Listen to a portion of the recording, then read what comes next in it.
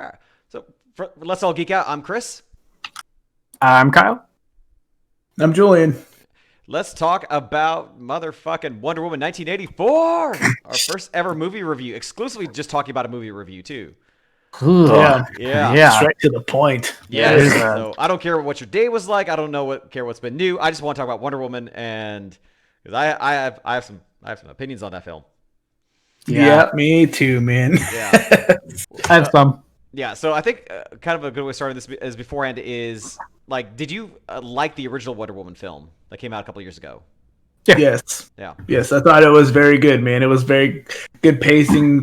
Gal Gadot played the part real well. It was just a very well-rounded film. Yeah. Kyle, what about you? Yeah, I really like the first one. I think the only time I ever seen like Wonder Woman on TV was like some of the old like Wonder Woman stuff. Mm-hmm. But I was like, it was all stuff that like came out way before I was even born and everything, and so I was just kind of catching it randomly on TV. I'm like, oh, that was cool, but no, I thought so it was really nice to see like a modern version and something that's a bit more comic book, like related and stuff like that. 'Cause I've read a bit of Wonder Woman, like a Jeff Johns run of Wonder Woman. I absolutely loved it and stuff. So that's like my most familiarity with it. So it's kind of cool to see like more of a comic book version or like a modern comic book version to the TV or to the big screen rather. So yeah, I really like that one. Yeah. I overall did as well. I did have some weird things for it too, because I didn't really understand at the time, because I know DC was trying to do this big interconnected universe, and there was like some story beats within Wonder Woman that didn't quite line up with BVS and Justice League 4-2, like specifically with like Wonder Woman Diana's, like, it seemed like in the BVS kind of universe she kind of stayed away from the limelight. She just sort of kind of played it very, very low key. And then it didn't really kind of come across that way in Wonder Woman, where she did seem like she was going to be a very active part of history, starting with World War I. So I think there was a little bit of that. And I actually did have a lot of issues with like the third act of the original film for it. Like I have like my own version of like how I wish it played out, versus like, she defeats Ares and like, oh cool, World War I is over as a result of that. It was World War II, right? One. Was it one? Oh shit. Yeah. Okay. Yeah. Damn.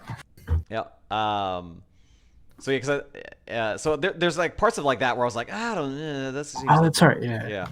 So I did have my issues, but overall I did think up until that point I think it was the best of the DC films. Aquaman I'm very kind of hit or miss on it too. I do think Shazam is probably still the best one. But I still think Gal Gadot was like really fantastic casting for it, and I liked the way she was portrayed in it too. Like I said, there was a lot of stuff in there, but if I understand correctly, I think even that whole third act was a lot of studio involvement versus Patty Jenkins. So I was like, okay, I will kind of throw that away. That's more Warner Brothers making some poor decisions versus Patty. And then there's part 2 that just came out on Friday on HBO Max. Yeah, they fucked up. Yeah, they done fucked up. Just put it out there. Yeah, I did not like this film at all. I really wanted to. I was because all the reviews leading up to it I think were super positive, saying like it's a very positive film and it's something that we all need after the shitty year that was 2020. Because those guys had the PC version. Maybe they didn't have the glitches. It ran smooth. Like in their version, they didn't have the weirdness. They watched it on Stadia. God. Yeah. Good thing I'm wearing pants. Yeah. Good job. Today. It's a good day. Oh God. Oh no. It's happening, man. My fucking little webcam stand thing is coming off. You got it? Get some tape. Yeah. He's got it for now. And like nobody move. Nobody say anything. Can't let Julian's monitor can't vibrate or else it'll fall off again. So this would be the great part. If we knew how to edit, we could just. Yeah. It's all good. Yeah. But that's how much that movie sucked. It knocked my webcam off. It did. So animate objects react. I think beforehand though, like what were parts of the films that you guys actually liked? I think first off, was there anything at all? Kyle, I'll let you take that one first. Okay, so I think Chris, you and I were talking about it yesterday a little bit on Discord. So what I really liked about it, for the most part, were just the characters themselves. I mean, it didn't seem like they changed too much, right? Which is kind of weird in a way, because the way like Steve showed up, and he was kind of like a man out of time kind of thing, kind of Encino Man sort of thing. He's like bewildered by everything, and I kind of like that because I was like, oh hey, Steve's back. He's kind of fast forward like 50, 60 years or something like that, and here he is. And just, so I kind of liked his whole like childlike bewilderment stuff of being in the world he's in. He's eating Pop-Tarts in bed. He's like, I ate 3 of them already, and I liked that. I related to it. A particular scene that I liked the most was when is probably the only scene I actually really genuinely liked is kind of where I think at this point this is gonna have a lot of spoilers in it. Yeah. This is our conversation. But when she had to like undo her, when Diana had to undo her wish to make Steve disappear again, so she could get her powers back to save the world. It was kind of sort of cliche, and you can see it coming and everything like that in a sense. But that was the only time that I actually like felt the characters being the characters. That like I don't know if that makes any sense. Yeah. I thought they were fun, but that was the only time where it seemed like, oh, okay, this seems like this is how they're supposed to be. Whereas the rest of the movie, that almost seems like they weren't written very seriously. So that's what I liked about it. Julie, what about you? Fuck, it's hard to pick a scene, man. Anything, whatever you like. I think it's the first 20 minutes or so started out strong, right? Like that first, like her, like the whole little kid thing. It's a little cliche, whatever, right? And kind of built up the tension, and then the whole mall sequence I thought was, kind of fun and stuff like that. But, there was little moments here and there, but the writing just felt so out of touch compared to the first one. Like everybody just seemed real stiff, man. Even when shit was going down, Wonder Woman at no point it seemed like she had a sense of urgency. Everything felt very slow. Yeah. Yeah. She's like, oh my God, the fucking world's burning down. And these people are rioting in the streets and I'm like, what the fuck? So what did you like besides the first 20 minutes? Yeah. That's it, man. The fight scenes were just they're messy. I don't know, they were messy. They weren't exactly the greatest. I understood the premise, later with the whole wish stone thing and losing her powers and whatnot. But even at the time, I was just like, it is what it is. And then, God damn it, hold on. There was another thing I was thinking. Yeah, I don't know. I thought the whole her and Chris Pine chemistry was kind of nice, right? Like at times, like you were saying, whenever her and him are just hanging out in the apartment and stuff like that. Even though it was a weird way they brought him back. Yeah, we'll get into that. Yeah, we're gonna start going through the problems for it, but yeah. Yeah, but I enjoyed the dynamic between them. That was a couple of the only parts in the movie where it really felt like enjoyable to watch per se. You know what I mean? They have really good chemistry together. They do. Yeah. I personally, I really did like the casting for it too. I've really liked Gal Gadot's turn as Wonder Woman, just in terms of what she's doing with the material that she has. Like, I still kind of feel like they really still haven't gotten the right script and the right set pieces and the right everything to kind of really show off what she can really do. But what she has had presented in front of her, I think she's done really well with. Again, I agree with you what you're saying, Julian. I think Chris Pine and Gal Gadot have really good chemistry. I even think Kristen Wiig as Barbara Minerva, I think maybe even had some potential for it too. I really would have liked to have seen, like, I've seen her in more dramatic roles where she can act, where she acts really well, but I think they've sent her back to more of her safety zone of being like the weird awkwardness, like some of her SNL characters. And it just, I didn't think that necessarily worked. I think they could have worked at times. And there were moments where I thought, like, especially when she started getting much more aggressive, where I was like, okay, I think she was being a lot more interesting at that point. But the initial starting point of her, where she was that very stereotypical, like, oh, I'm a geek, I'm a dweeb, I'm a nobody, and everybody treats her like absolute shit. Did it remind you of another movie? Yes, like that? Yeah. I was thinking of Jamie Foxx. Yep. Okay, thanks. Yeah. Yep. A lot of this movie actually reminded me of The Amazing Spider-Man 2. Even like reminded me of a lot of other movies in general. I was like, Yeah. But yeah, I still think I think the set pieces, the actual like set designs, like the mall, like the vibrancy of it, everything too. I thought it was actually very well shot in certain aspects. And again, it did feel like the 80s to a certain extent for it too. It felt like a very, very comic booky had look to it. Some of the special effects are a little, but the normal sets I actually think worked very, very well. And I actually really liked Pedro Pascal really only towards the very end, when they actually showed like his overall his life history, and where he actually was like, again, he ends up becoming Maxwell Lord. My understanding, he's a major character in the Wonder Woman universe. But they do make him much more of a tragic character in, I think, in a very clever way for too. And you can tell, like, deep down, like he really does care for his son. And this was like, and he really just want to make a name for himself, and so his son can be proud of him too. And it's it's very much a falling from grace sort of arc for him. This is a baby violin. Yeah, but that's the kind of. But I mean, even so, before we kind of even get into the stuff we did, like, I mean, I think it even kind of goes into one thing I did like, which is the actual entire film itself, which I mean, it is, it now takes place about 50 years later from the first film, or not even that, 40 years later after the first film. Dinah is now living in DC. She is still being Wonder Woman, saving the day, on her way to save the day at the mall, which, how did she know about it? Her cool bat closet that she had with all the TVs she didn't have. And yeah, she's just in the CCTV in the mall, just watching people shop. Somehow is wired into all this some randomly placed security cameras. I don't know, for 84. I don't know. So there's like weird spots for those cameras that she smacked out of the way too. They're like pointing in the center of a multi-tiered thing. Here's one in the middle of the street. I don't know what intersection. Is that a busy intersection? Is there a reason for that to be there? I don't know. But apparently, it does like she's been doing this for a while, because they even said, like, the news even said, like, this is like one of like a half dozen other instances of like some woman saving the day. So it's like, so she just like started doing this like this week then. Well, see, and that really doesn't even make sense, right? Because the media says that. But it seems like her whole attitude and how she's just quick to like change. Like, I don't know what she does. She'd spin around really quick and turn into Wonder Woman and stuff. But like, it seems her character seems as if she's been doing this for a while. Right.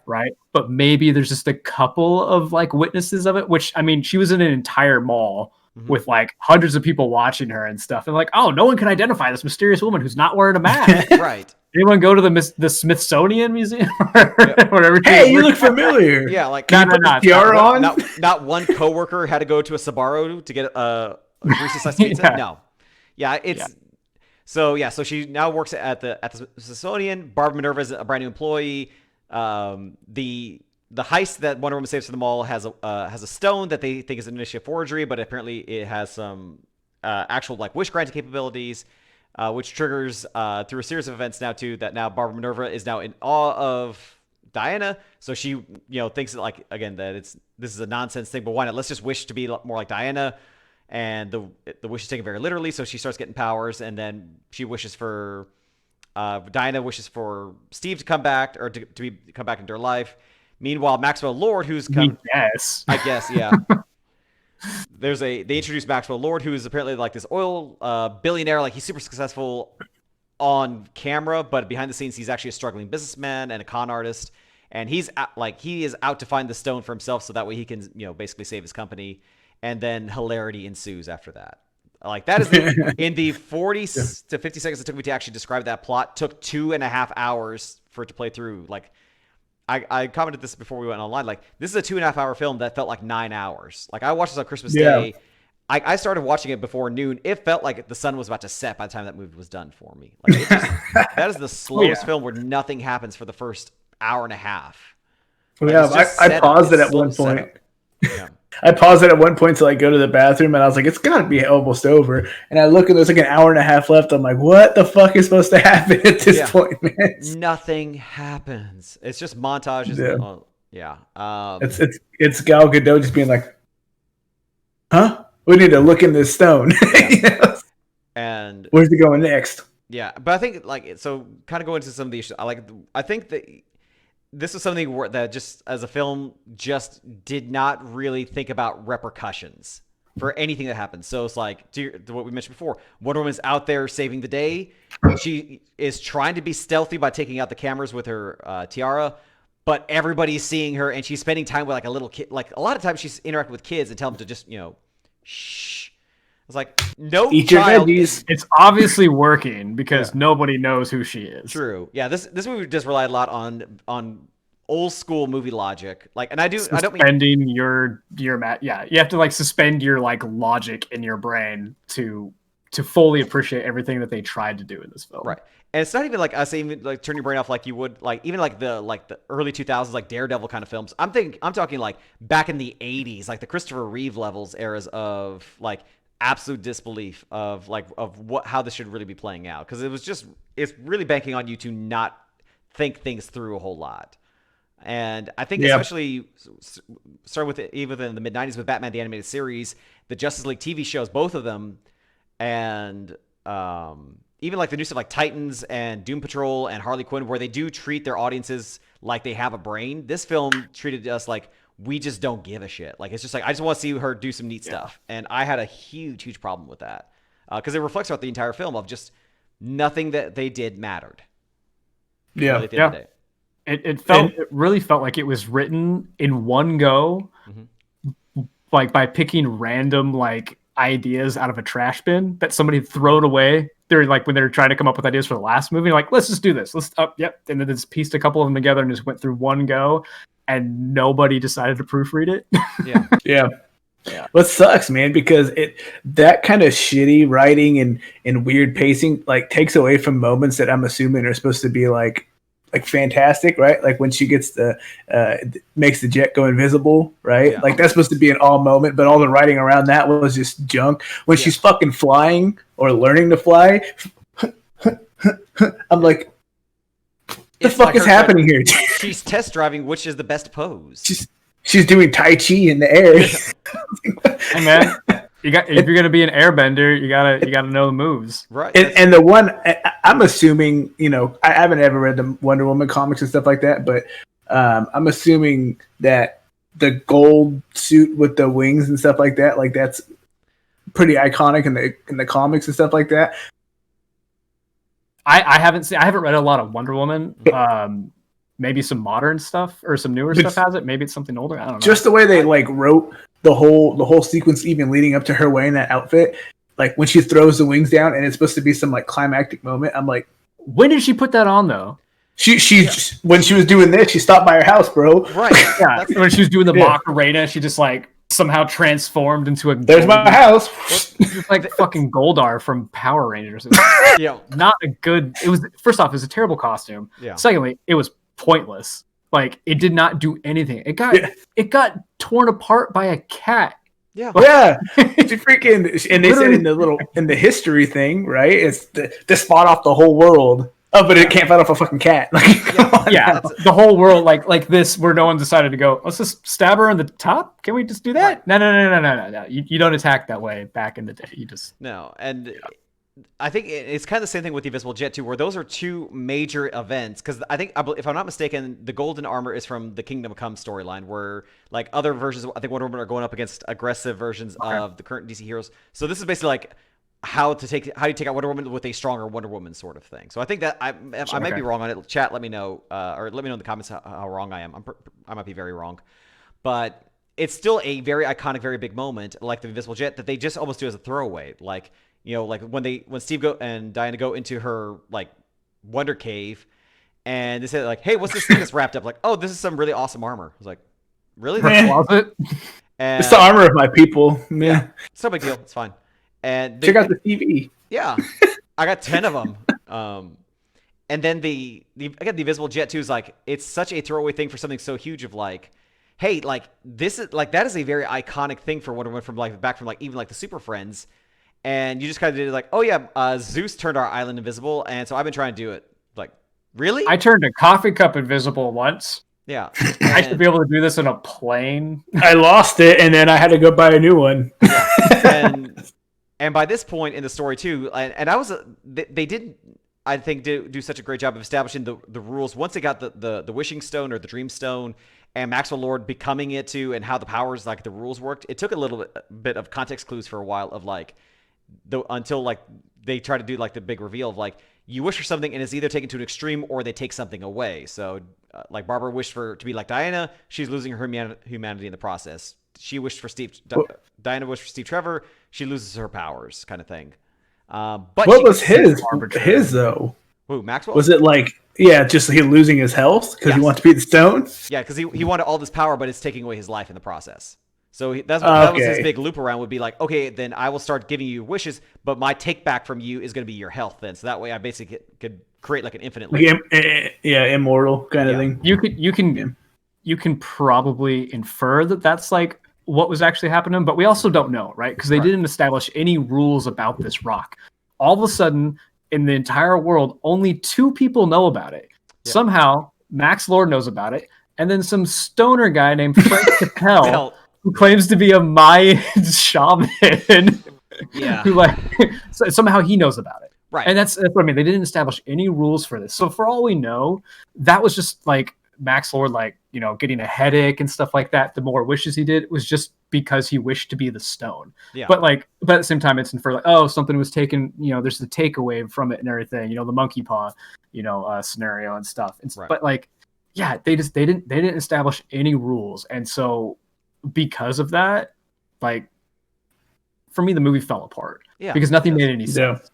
Where did the rock come from? Why do only 2 people know about it who aren't even archaeologists? Or how does Wonder Woman not even know about it? She's older than everybody fucking studying this stuff, and she's Yeah. you know. And I think that could have been parts where they could have done a better job. Like even like the invisibility thing for too. There could have been a very quick scene where like Diana's getting ready to go to work and she tries to do it one more time. You see her try to get like a coffee mug and be like, okay, if my dad can make a whole island disappear, I can make this coffee mug or I can make this fork disappear. Yeah. And just to see her start to try it more and more and say, and then even saying, just at least show progress, like, okay, getting better at it. Okay, cool. That like a quick scene like that would have shown that versus just pulling out of her ass. And not only about that, by that point in the story, she's already losing her powers. So if she struggles with a mug, she should be like a jet should be completely out of the question then at that point. Yeah. A stolen jet that nobody will ever be able to track down who exactly stole it, even though she flashed her ID card to get in with a random stranger who doesn't look like Steve to everybody else. Right. Then hopped in a jet that didn't need to be fueled up ever. Right. I don't know. I thought it was so weird that, you know, going back to that stone for a second, the whole time they had Barbara like doing this research to find out where it's from, and she's looking at all these slides and all these ancient newspapers and shit, and the only thing that she surmises from all that is the stoner guy. Right? There's no, and then they go talk to the stoner guy, and it's like, oh, this god made the stone. Yeah, that's it. There's no more. You don't know where the fuck they found it still. Like, and you're telling me all the other pretty pointless, right? All the artifacts and stuff that they found, like they didn't find any in the same area. Didn't even have a fucking tag on it that said where it came from. You know what I mean? And I think there could have been a scene too where like the news is showing them like escorting stuff over to the Smithsonian. That guy's watching on TV like, oh my god, and then there's a quick scene where he's trying to like get into the Smithsonian and be like, you don't know what you have, blah blah blah, and be like, oh, it's just flipping through his book. Yeah, sure. Just so some establishing stuff, that would kind of make sense why that would happen versus just like Barbara like figures this out off screen. Like it just no. It just, you know what ancient relic that they explained really well in a superhero movie? Apocalypse. But like the X-Men Apocalypse. Yeah. Because they show him like, because for people who like have never even seen or even know who Apocalypse or what's his name, Eben Sur or something, I forget. But like something like that. For people who don't know him, like they like, hey, here's this like little bit of a backstory. He was this big deal back in like ancient Egypt, and he had these followers. Like, oh, okay, cool. So when he shows up as like later, and everyone's talking about him and stuff, like, oh, okay, I got some context. He was a big deal back then. Okay, cool. All of a sudden, you just have a rock like that nobody knows anything about, and like. The whole stoner thing, like they could have cut that out and saved us all 5 minutes by just like putting little bits of clues in the weird little text things that Barbara was reading. Right. And stuff like, oh, I think I figured it out. It must be this person. And then I'd be like, oh, you must be right. Then there you go. Yeah. Save me 5 minutes. Yeah. It's weird to me too that like none of that text on the outside mentioned anything about how important that stone was. You can see all that text outside. She never read it at all, but all of a sudden it falls apart and she reads the inside. So, oh shit, this is probably pretty bad. Yeah. You know what I mean? Recognizes the language, I can't read it. But right. Yeah. And then she could just read that mind book like no problem. Yeah. That's it's gonna be like a lot of problems like that I'm having with because running into that, and then also get to like even in terms of like scope and scale, like the idea of like introducing like that god of lies, That again, that is way more interesting. That could have been a moment too, where like the god shows up at some point when Max is like really starting to get taken over towards the end of the film. Like you can start to see like maybe even like that god starting to kind of like appear a little bit for it too, or be like an influence, kind of like how Ares was in part 1 too, just to kind of have some consistency with it. But no, it's just kind of like it's a thing. It's been around. It's super powerful, and it's a MacGuffin then at that point. And then Random god. Yeah. He made this rock. Here you go.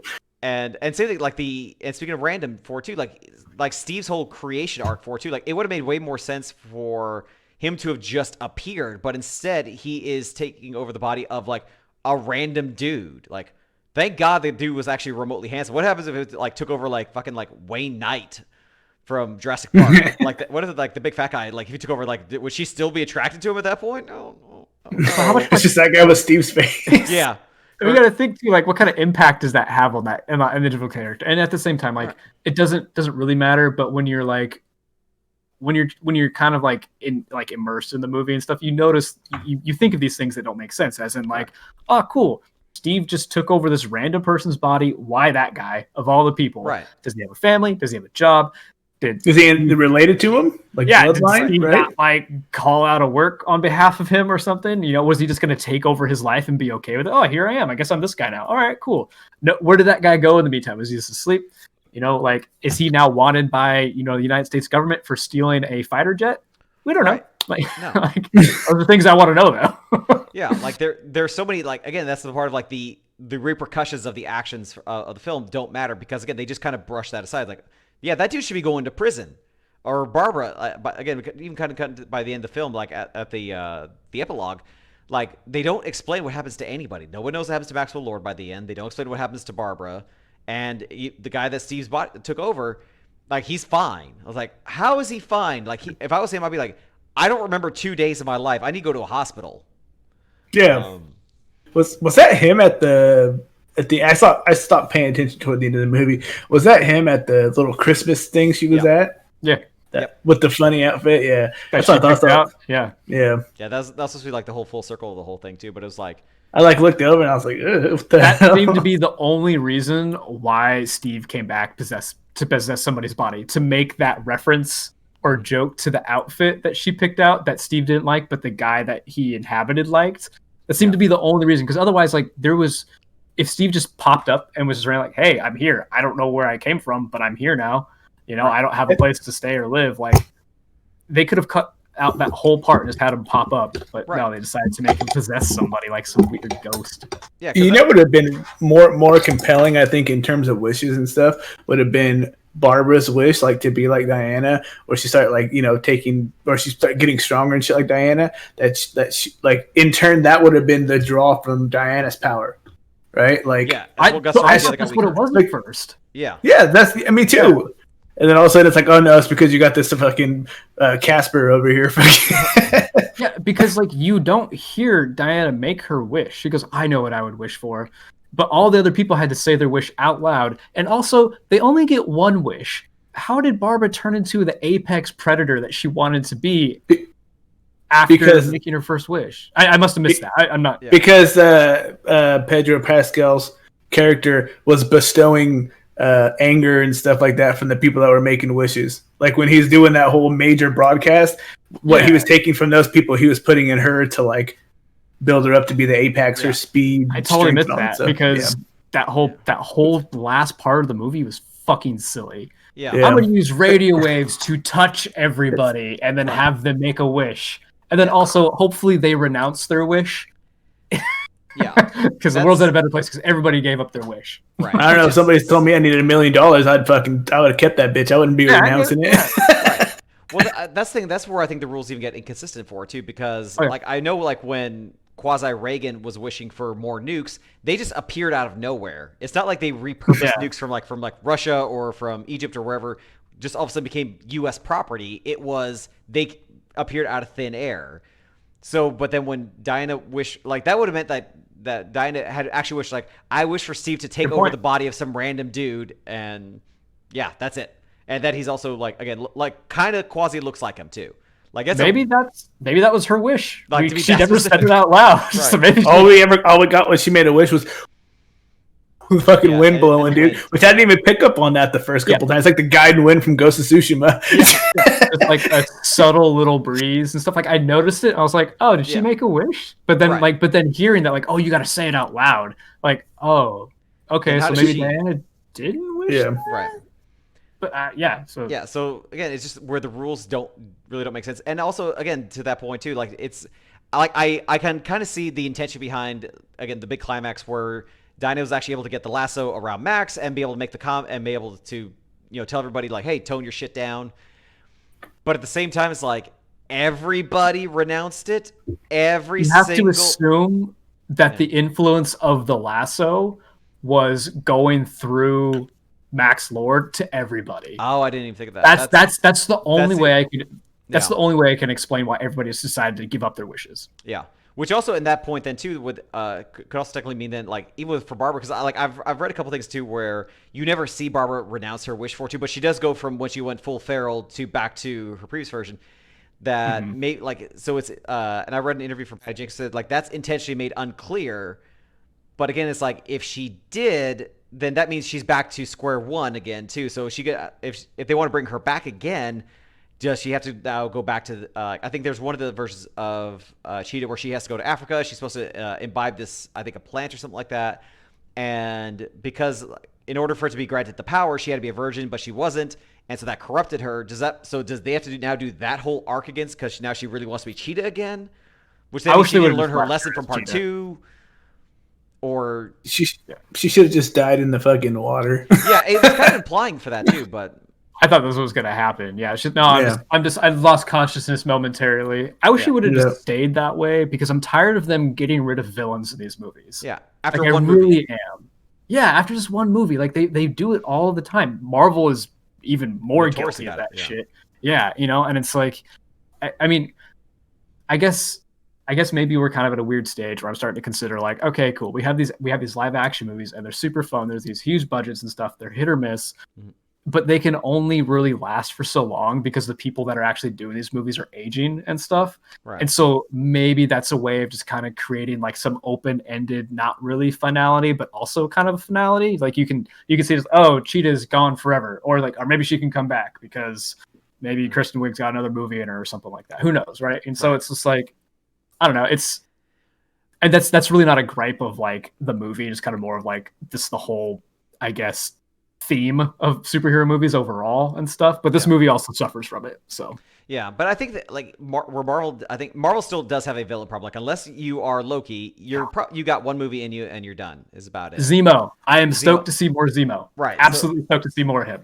Yeah. So they like I think Marvel is starting to learn the lessons from it too, or at least they're trying to maybe do a little bit of retconning so that way they can bring some folks back for it too. But I think but this also kind of shows where DC really doesn't have a full blown plan for what it is they want to do. Because I mean, hypothetically, you could make the argument because you don't see everybody renounce their wishes that this also could be like I was thinking about this. Maybe this is a kickoff point for other films too. Like this is how you do get some of those villains because like, oh, I was alive in '84 when the wishes came true, and I wished for this, and my wish just kicked in 5 minutes ago. Finally, oh no, whatever. I want to know where Batman was during all of this. No, I got it, man. Middle school. Somebody wished that Bruce Wayne's parents were killed because they hated him.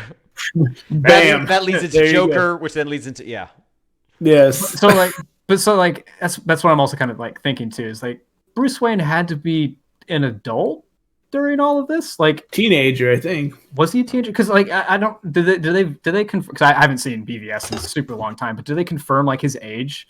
Because he seemed like he'd been a grizzled veteran, like he'd been doing it for a while. By that point, yeah. So like, and so it's either he's like early 20s, maybe. Because my dad was born in like 54, and so in the 80s he was in his early 20s and stuff like that, or no 30s, excuse me, and stuff. And so like when BVS came out, if it's like the same timeline of like whatever current year the movie came out is the year that is in the movie, he'd still like Bruce Wayne could still be old man Batman kicking ass and stuff like that. Yeah. And so that's what I'm curious. Like, I mean, I don't know, just because this was a huge global event where the world was going crazy and stuff like that, and Wonder Woman saved the day.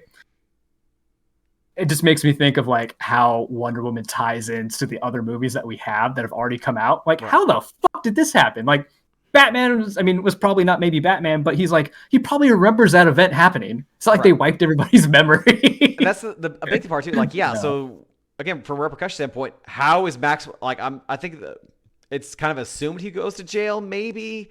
I don't know. Maybe he just runs away. Does Barbara go to jail too? Because again, she went to the White House and fucking like attacked some Secret Service agents too. Like, they're government agents. Like, they're wanted by the government. How did he get back? Like, honestly, like he renounces his wish, so he doesn't have that influence over people anymore. But then they show him getting off a fucking Secret Service helicopter. Like, you know what I mean? Like, what the fuck? What about his son? Yeah. His son made a wish to inherit his father's greatness, and it worked because the wind blew, right? Yeah. What the fuck came of that? It's almost like they had a bunch of ideas that they wanted to do something with, and then they're like, we don't care. We'll leave that there, but let's not worry about it. Let's just move past it. People won't notice. Like, they swept a lot of stuff under the rug, hoping that nobody would pay attention. Yeah. But we did. Right. I felt like that scene with the kid, toward the end of the movie when he escapes the building and he's running in the street and the guy's shooting and there's cars flying by and there's nukes flying overhead. Yeah. I feel like they sat in the boardroom, like, drawing that scene up, and they're like, just throw everything you fucking can in there. Right. Fucking nukes, chaos. Where's the zombies at? Somewhere. Somebody's like, I wish there's zombies. Right. Like, I still wish it. Like, especially because this take was the 80s, I swear to God, like, I was really expecting, like, when Max said, like, I need to touch everybody, because this was in the 80s, hands across America. I really thought he was just going to jump into that and just be like, whoa. What are your wishes? Yeah. When he said he needs to touch everybody, I was like, why didn't he just go outside? There's a big-ass fucking crowd of people trying to get to him. We just go out there and touch them. Yeah. Right? Well, his whole motivations were completely, like, I don't know what his motivation was, other than like, I'm tired of being a loser and I want my business to be successful. He could have stopped there. He somehow decided, I want to be this rock. Yeah. Like, why? Right. Why did you do that? Like, what did you know that we did? Did he understand that ancient text that explained what the rock did, or did he just look at it? He's like, oh, there's some pictures of a fucking rock. I want to be that rock. Well, we have to assume that he knows more. Yeah. Yeah. That he was doing all this research for too, and despite the fact that he is basically flat broke, he was actually able to pay for all this research. Yeah. But yeah, absolutely, just really just a bizarre film. Just not, and like, even from the action standpoint for it too, like I know that they did this a lot with the first film too, and I ran with it for the first time. But she is like Wonder Woman herself. Like, her powers are super inconsistent, where she is super floaty throughout the whole thing for too. Like, it's almost like she's very parkour, almost like Spider-Man. Which again, I was really getting an Amazing Spider-Man 2 feel from a lot of this in terms of like, especially that final fight between her and Cheetah. Like, I was really thinking that final fight between Spidey and Electro, where they're just kind of bouncing around through the power generators back and forth. Like, it's playing the Itsy Bitsy Spider or whatever. Yeah. Like, just all of that just felt, I just really had that same kind of feel to it, and just so over the top stupid. Like, her lasso has infinite reach, basically. Like, that is just like her flicking her wrists and having like spider webs just shoot out everywhere. Just super weird. Were those shots kind of weird to you guys? Like, where she's running, like the way the CGI behind her looked real funny, and then same thing when she's flying, like just. Like, it just looked like unfinished CGI. Yeah, the running did to me. Yeah, there's just so many. Like, I think that the movie was, as far as filmed and everything, quality wise, wasn't that bad, right? Like, the special effects really weren't terrible and stuff. There's so much going on where I'm like, I didn't really even pay attention to a lot of that stuff. Like, as far as like seeing like issues with it and stuff, it's just, man.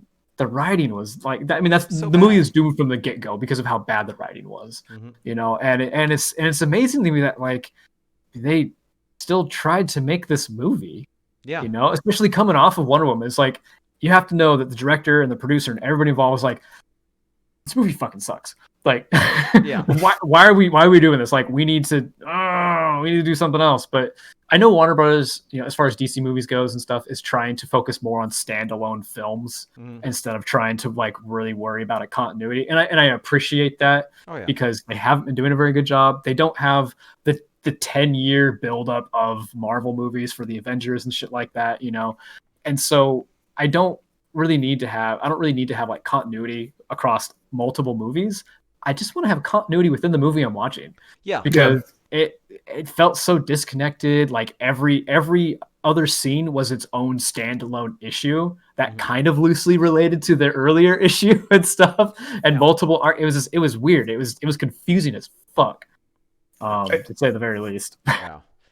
The end of that movie, like when she essentially breaks the fourth wall and is like talking, I'm assuming it would be talking to the audience, right? I wasn't talking to you.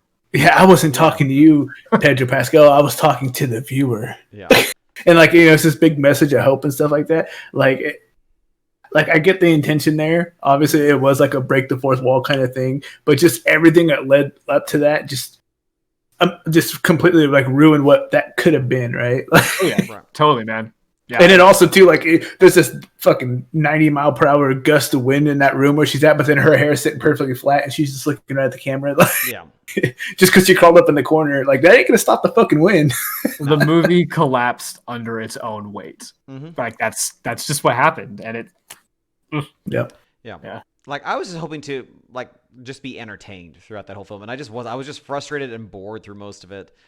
I was talking shit the whole time. We were laughing our asses off when we watched this movie. We're like, "What the fuck is that? What is this? What happened? Who is that?" You know that.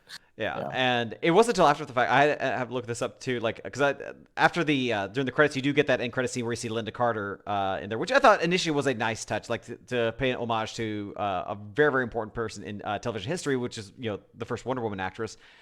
And I had to look up who she was playing, and she was actually supposed to be playing the woman who had the armor they were referencing in the beginning of the film. I was like, okay, so that's cool. So she's still alive, which cool. But are they going to do something with that? Is it just that she's just going to kind of also roam the earth too? Like I don't know. That was a fun Easter egg. It's just kind of treat it like that, but she's just gonna walk around with a cloak and just fucking save people left and right. Just push trees out of the way. Yeah, just a bad movie. And again, just like DC has done a good job with some of their TV shows in the past. Because again, like I still think like one of the greatest TV shows of all time is Batman the Animated Series, and they took such good care and such great writing and such mature content, and they had to aim for kids and aim for families too. And like I know DC can do this stuff, it's just that they didn't do it. And for some reason, also I think Jeff Johns also helped write this film too. So which is so shocking considering this guy is DC now, but. Isn't he like head of their like movie like division or something like that? Like he has something services or something like that now. Yeah, he like moved away from writing comics like full time to doing that. Which I know because I was following a lot of his stuff, like his Green Lantern run, his Justice League run. Oh my god, you want some good comics? Read Jeff Johns' Justice League. It's incredible. Same with his like Wonder Woman and stuff. Him and David Finch wrote like this, this amazing story. David Finch did the art on stuff like that, but he's one of my favorite artists and stuff. But like he has the chops to write really good shit and to take like dying franchises and or series and stuff like that and characters and give new life and do something really creative with them. And so years ago when everyone heard that he was going to go like help with movies and stuff, like, oh yeah, we have our champion. We have our DC champion now to make our movies great, because I more than anybody want to have really good DC movies and stuff. Oh yeah. And then nothing's really come of it and stuff. Their animated movies kick ass. Like hands down. Their animated department is incredible. They make but it's like, why can't you get some of that magic from your guys' animated team? Like just I don't know. It baffles me, and I don't understand the politics. There's got to be some type of politics that go in with it. I think it's also going to be that I think with the cartoons, they are able to pump those out a lot faster for it too, and because again you do have animated, so now you can also go do a lot of the I think the more complicated stories, or the more I think fantastical, where it's not going to require CG because you're hand drawing everything, so it's going to be a bit faster. You can still have a cohesive story that's not animated. Yeah. But you also we've seen movies like that, right? And I think I really liked even like the Constantine City of Demons, and there's been a few of the really good Batman ones, but then there's also like Batman's The Killing Joke too, where they're trying to also take maybe a 30-minute read of a comic and stretch out into a 60 to 80-minute film. And so they had to add in I enjoyed The Killing Joke. I didn't like that first part with the Batgirl stuff, where they try to build that romance. That's I get it. There's a lot of controversy of that and everything. Yeah. But it's just I just didn't think it was good. Them trying to capture the original book, the original comic and stuff like that, cutting that out. If you're a hardcore fan, which most of the people who buy those movies and watch those movies are kind of more in the core crowd and stuff, and not not like my little brother who's who's seen Deadpool, right? You know, he's like, hey, you want to come over and watch The Killing Joke with me? If they cut that scene out, he would not like skip a beat. Like, okay.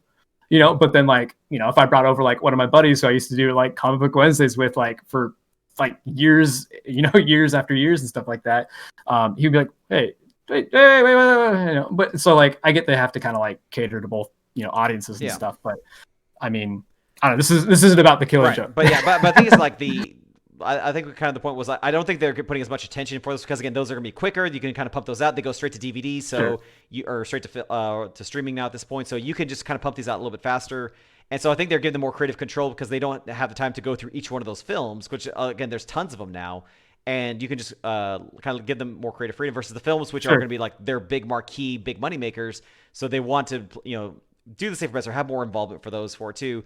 And those are going to be like, I think the higher reward option. So I think they're going to try and play it safer for those as well. So I don't agree with how they're doing it, but yeah, I think that's my theory as to why. Like why you'll get something like, I even think like the Dark Knight Returns stuff, like that the two movie arc was incredible. I thought it was extremely good. Super good.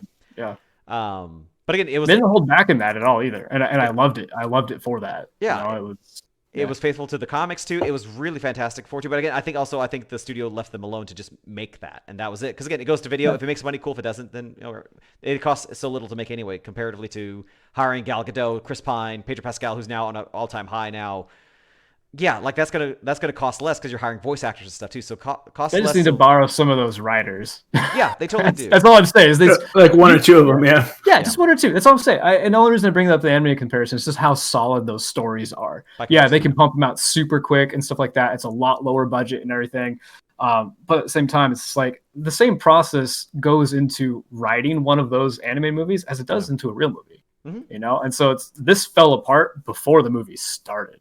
Like before they started shooting, right? And that's what I'm getting at. It's just like, if you can have such high quality animated stuff, why is your guys' live action stuff suffer so much? And it has to be for like stuff that you're saying, right? Yeah. There's probably a lot more politics. There's a lot more moving parts. There's a lot more money involved, and so I don't know if that had anything to do with why this sucked though. Yeah, but I also think it's like, I think they were trying, like when you do those animated films, you're basing it much more closely to those comic tie-ins for it too. Okay. So versus some of them are like completely original. So yeah. True. But I think for this one, because they are going to go completely original for it too, or they're trying to maybe take like pieces like that you like from it too, like you just kind of get, I think you just kind of get a weird hodgepodge for such. And then I still think, like, again, I don't think they knew what they were really wanting at the end. Like I think the best I can really say is like they were trying to make also a commentary about 80s excess too. But again, they're saying because again, that's really what the 80s is about. It's about more about, like, you know, accumulating, about wealth and all that kind of Reaganomics and all that stuff. I missed all that. Yeah. That's what I was kind of taking. That's how I took Pedro Pascal, like Maxwell Lord's kind of thing about wanting more. I think that's why he didn't want just his business. He wanted everything. I think that was just kind of part of the 80s excess of the times. And so this was just kind of like it's kind of the commentary and the dangers of that kind of stuff for it too.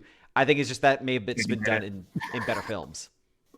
Yeah. If they would have, like, if there would have been, like, so to go into that, if there was maybe a lot of like news stories, you know, like kind of clips or some montages of like all the excess and stuff in the 80s and stuff, like how that was bad, to really show that was like an evil and everything, and then to show that somehow like Max Lord was like, you know, like a victim of that type of, like, you know, like thought and everything, then okay, cool, I could totally get that. But if that's what they were going for, they missed that so hard, because there's a lot of that's like this interpretation. I think that's what like makes the movie kind of bad too, is there's way too much interpretation. Like you have to kind of just like take everything at face value, which is fine sometimes, but when you're wanting, you know, some substance and stuff and there isn't anything there, you're gonna start like chewing down to the bone, right? You know, and then it's like, then everything's gonna people are gonna hate it. Part, but yeah. Anyway, so in terms of like a rating scale, I think we were talking about like a 1 to 3 scale for this. Yeah, so I kind of have my own like sort of stick. Yeah. Like how do you I like this thing? I personally like a 1 to 4 or like a 0 to 4 kind of a thing, like, or a 0 to 3 kind of thing. And I just do that, just whatever. But like, I like, to me, a 4 is a movie that I absolutely loved. I think everybody should watch it, and most people are gonna like it. A 3 is a movie that I liked, and I recommend people seeing it. They may like it and everything, but I thought it was good, but it wasn't like, you know, something that's like, you know, super impactful to me, because everything's subjective anyways. A 1 is like, I did not like this movie. I don't think it's good. See it yourself. you make your own decision, and then did I skip one? Oh yeah, so a 2 0. would be that one, and then a 1 would be I'm not gonna bother recommending. I'm not gonna waste somebody's time recommending this movie. Yeah. So then what's a 0? Oh, that's yeah. If it was like 0 through 3, then Okay, 0 okay. yeah, Okay. Yeah, I was like, damn. I was like, what's zero's gonna be below? like I hated The Last Airbender. yeah. I kind of goofed that one because Yeah. I was Zero's talking gonna about be- this with my wife last night, and I was like, oh, I usually do like 0 to 3. She goes, I do 1 to 4. I'm like, it's like the same thing. Yeah. Zero. Mine's just more computer nerdy. So, The 0 is where you file a lawsuit. but I would say on a scale of like 1 to 4, Mhm. I would give it a 2. I don't think it was a good movie, but I think people should watch it to make their own, and get their own like idea on it and stuff. You can say that kind of about everything, but I think there's enough stuff in here for people to enjoy it if they just want to see a different kind of superhero movie, because it was something that we haven't seen before. Yeah. At least to me, like it was like, oh, this is different. This is kind of a new concept. I just don't think it was executed very well. But Okay. that's just me. Julian? Yeah, I'd have to go with the 2. Yeah. Like, I feel like a lot of people got to watch it and they'll make up their own decisions. There's a lot of people that just like Gal Gadot and like Wonder Woman, and you know what I mean? They're going to find something in there that they're going to like. Yeah. I mean, for people that are a little bit more nitpicky, right? They're going to see the same kind of inconsistencies and stuff that we're seeing. But I think for the casual moviegoer, I think they're going to find something that they enjoy out of it. So I'd say it's 2. It's pretty key, yeah. Casual, yeah. I would have to give it a 1 for that, because again, I'm somebody who I just cannot like, especially like as I mentioned before, like there has been so many other better comic book films, and this took such a huge, I think, step back. This took a character that was, I think, genuinely very interesting with a great actress that they just really didn't do anything with. And like, if I want to see like even just like that fun superhero movie, like especially I want to see one from DC, I'm gonna watch Shazam again, because I think Shazam is, I think, the better example of that. Like, if you just want to watch a fun film that has a good message, great performances, doesn't have a lot of total inconsistencies, it's not a perfect film, but I think it's still just that fun movie. Yeah, I'll watch Shazam. Like, I would put of all the new DC films, Wonder Woman 84 is probably at the bottom of the list. Like, I'd much rather see Aquaman again than Wonder Woman 84, because I think I'd watch Suicide Oh, yeah. Squad I'd rather watch Suicide 100 Squad. times. Yeah, I would watch Suicide Squad 100 times more before I'd watch 84. Yeah, because again, even like as bad as that film was, though, too, I mean, there was still like a throughput line. I mean, the worst you could say is like the villains were kind of shitty. It was a straightforward movie. Like, there Yeah. wasn't a lot of fat. It wasn't complex or anything. It was like, hey, let's go save the world. Where the dirty doesn't. Okay. That was it. And like, Yeah. all right. Yeah. With varying degrees of success for the quality of the action fortune. But yeah, 84 for me was just such a disappointing film. And again, it just like anytime where a film just kind of assumes you're just not going to pay attention to the details like that, to me that's just sloppy. And like, I don't want to, I would not recommend people to even watch them, because I don't want to encourage this kind of film to happen again. I think Gal Gadot and the character Wonder Woman deserve much better. I think Pedro Pascal deserves to be in a better film. Yeah, like especially after watching Mando, where you can see how good of an actor that guy is, and to see him now basically playing like a caricature sort of thing, and a bad one at that, like, no. It's just a big no. So yeah. I wouldn't even recommend it, even as something fun to watch, because I did not have fun with totally it. fair. So yeah, that's our first movie review. I like Not it. It's bad. fun, man. Yeah. That's good. Yeah, I like it. Maybe we do one on Soul. Yeah, that wasn't gonna be light. I haven't I haven't seen that yet. Crazy. Yeah, good. me either. Yeah, so let's do that for the next one then. Because I genuinely enjoy. I would actually very much like to talk about that one too. So yeah, on that note, make sure you check out my social media, Kyle's social media, the Let's All Geek Out stuff right over here. So for next time for Let's All Geek Out, I'm Chris. I'm Kyle. Yep. And I'm Julian. Yep. We'll get the hang of this. All right. Yeah. How is it? Shit. Yeah. Thank you guys so much for watching. Like, comment, subscribe. Let us know what your thoughts of Wonder Woman 84 was down below in the comments, and we'll catch you guys next time.